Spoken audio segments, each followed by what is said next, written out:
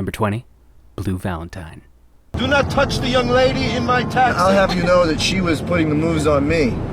Okay. All right? That's not true. Would you believe a face like this?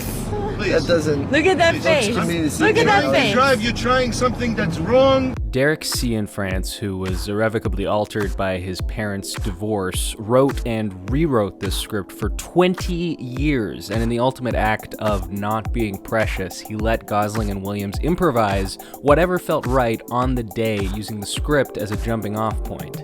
This on-screen relationship feels so lived in, maybe because they actually lived together for 30 days before filming began, but that still doesn't explain the depth of the relationship being conveyed here, which spans many years. These are two actors who take research extremely seriously, and that approach could not pay off more than it does in moments like this look of love on the bus here, and the disintegration of the relationship is equally explosive. Number 19, In Fabric. May I interest you in other desired supposes in our exclusive boutique? I'm fine for now, thank you.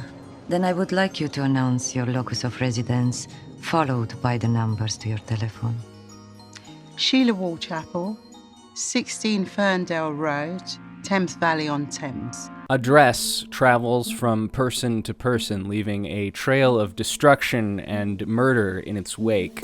This is Peter Strickland's ode to weird Italian horror movies, ASMR videos, and those bone-chilling nightmares that are actually super funny when you say them out loud.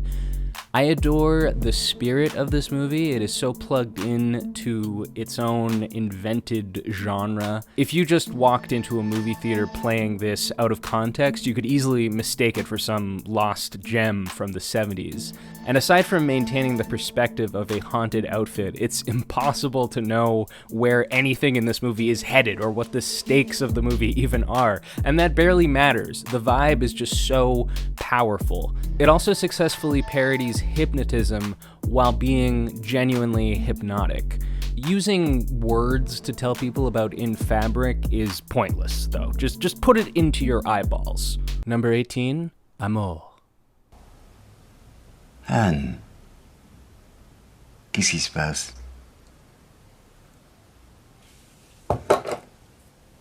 Anne, qu'est-ce qui se passe?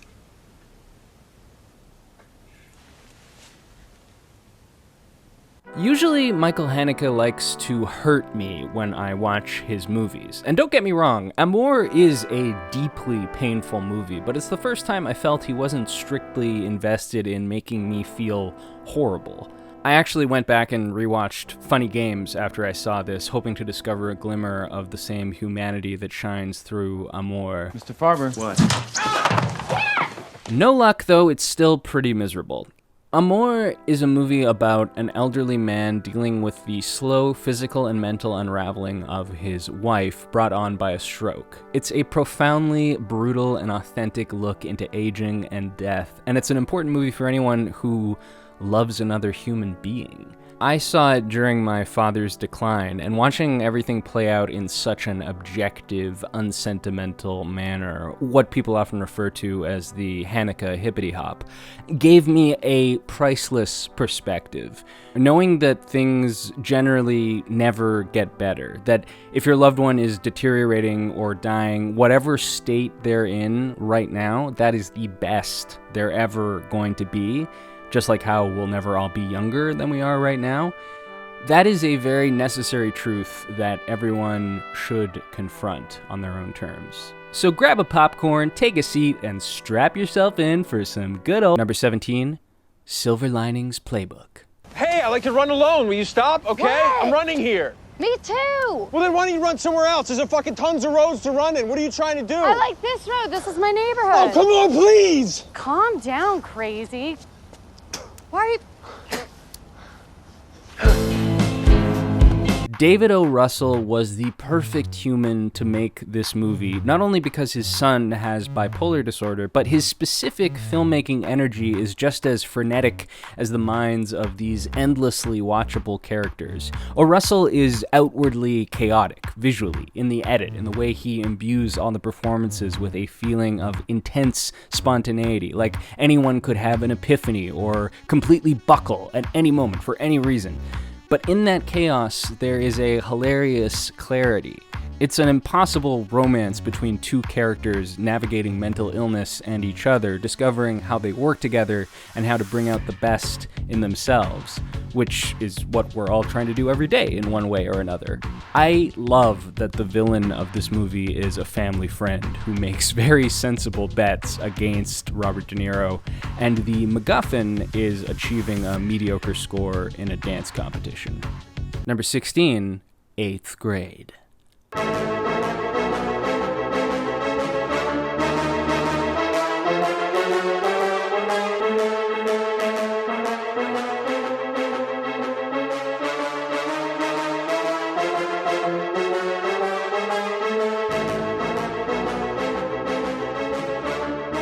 Bo Burnham telepathically injects the feeling of 8th grade directly into my nervous system. Everything that happens to our hero, Kayla, is the most important thing that has ever happened to anyone, but also very clearly not important at all. And these persistent shifts between contradictory stakes are so painfully hilarious, and somehow Burnham keeps everything grounded despite indulging in every possible comic flourish, using his absurd electronic score, gratuitous slow-mo, these epic Kubrickian zoom-outs. But we're in Kayla's shoes, not pointing and laughing at her from a grown-up perspective.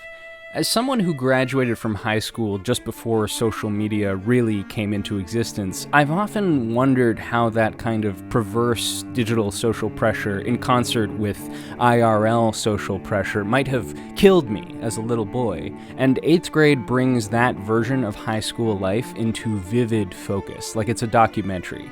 Elsie Fisher's performance is so dead on, so one of a kind.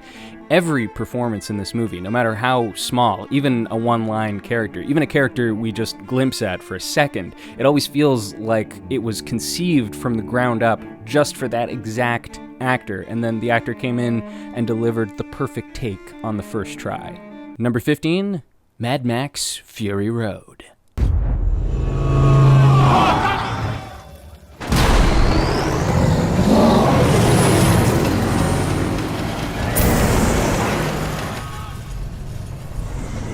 The term ride gets thrown around a lot these days. I probably could have called 8th grade a ride just now and completely gotten away with it.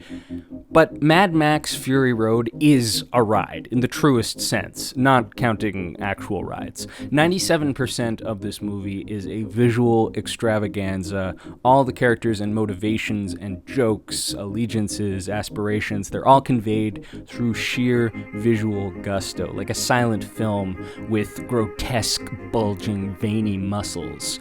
George Miller has such a strong sense of pacing. He knows this movie can't sustain just car chases and explosions all the time, and he gives me just enough time to catch my breath between these sequences with equally amazing, quieter, more thoughtful stuff. Watching Max emerge from a clump of sand is just as invigorating as the crash that buries him. Number 14, Scott Pilgrim vs. the World. Wow. Wow. Wow. Every bit and bob of Scott Pilgrim is dazzling. It is a sonic boom of cinema, and the joy of it all isn't simply a matter of every piece of the puzzle being perfect. It's the fluid way everything comes together, like there was no other way these blocks could have fit together. It has some of the greatest transitions ever, and the constant back and forth between the action and the visual effects and the music and the sound design is a storytelling benchmark that could only be realized in this century by a director with a vision built on many generations of filmmaking. And despite the fact that it's clear Edgar Wright has positioned everything so precisely, storyboarded it to the ends of the earth, made everyone hit their mark to the centimeter, and then CG'd the fuck out of everything, somehow nothing about Scott Pilgrim feels rigid or contrived. It is vibrant and natural and punchy from the first moment to the last. Number 13, Good Time. Let me do all the talking. Hey, fellas, where are we going? Can I talk to you for a minute? First of all, could you take your hoodie off for me? Wait, what did we do wrong? Hey, you with the black sweatshirt. Yo, my man, turn around. He's all right. We didn't do anything wrong. Get back here. The title of this movie is a promise. The bar has been set, and I don't think any rational being can argue Good Time does not deliver. The only caveat being it is technically a very good time. Robert Pattinson needs to get his brother out of prison after a failed robbery, and absolutely nothing breaks his way. But he's so cunning, so inventive and resourceful and razor-sharp smart. He can put his finger on any scale and tilt it just enough to get the upper hand and move on to the next horrific scenario. Apart from being an explosive thriller that keeps me lulling and gasping moment to moment, filled with glorious, hyper-specific performances, Good Time is also a powerful glimpse into what most would consider to be the dregs of North American society and the unfortunate souls trapped in a system designed to keep them helplessly glued to the bottom. These people are caged to one degree or another for reasons largely beyond their control, and they're so full of brilliance, completely wasted on mere survival. Number 12, Birdman, or The Unexpected Virtue of Ignorance.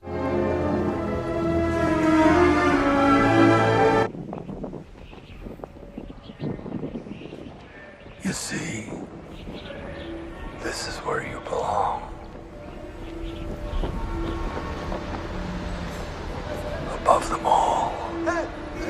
Alejandro Gonzalez Iñárritu's career up to this point was fantastic but repetitive. He made 3 great multi-character dramas where everyone is having an unspeakably bad time, and then, to change it up, he made a single-character drama where Javier Bardem is having an unspeakably bad time. From within the AGI fandom, there was no way to predict he would make a movie so off-the-wall cuckoo bananas as a follow-up, completely unlike his other movies up to that point. And that context is part of what makes Birdman such a thunderbolt. Even the all-in-one-shot conceit of this movie is counter to everything we know about AGI, who would typically jump-cut the shit out of every scene before. But this is all table setting. Even if you don't have any sense of AGI, this is just epic, absurd poetry nonstop. It is a movie at war with itself.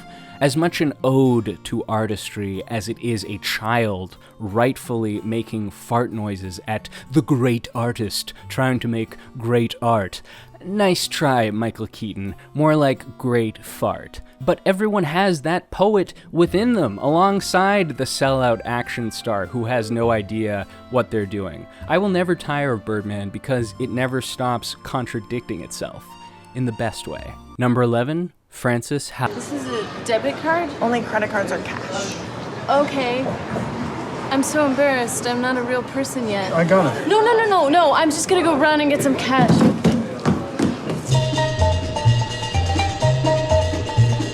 In many ways, this is a classic Baumbach story of the person who is too caught up in their own bullshit to exist, and it's funny how specifically messed up they are, and then they change, maybe just a little bit, but enough to merit an ending.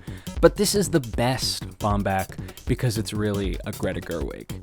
At the very least, it's a perfect collab between the two. What gets me the most excited about this movie is just the length of the scenes. They're almost all shorter than I would ever expect them to be, and many are just a setup and a punchline, but they all hit, whether as a joke or a pointed illustration of who Frances is. And as these little scenes compound, I get the scope of this woman's whole state of being, her dreams and her shortcomings and the things that annoy her, and her brilliance, and where it's all going. And there's something deeply moving about the trajectory of Frances Ha. It's not A Star is Born. It's a very specific moment of transition from living with your best friend to living with your friendly acquaintances to figuring out how to live with who who you truly are. Thank you so much for tuning in. I'm sorry this one took me forever to make. It's really hard to write blurbs about movies that everyone has already seen and make them count. I hope to make the next one much faster. I know that's an extremely low bar to jump over, but I hope to see you then. I have a degree in film. Bye for now.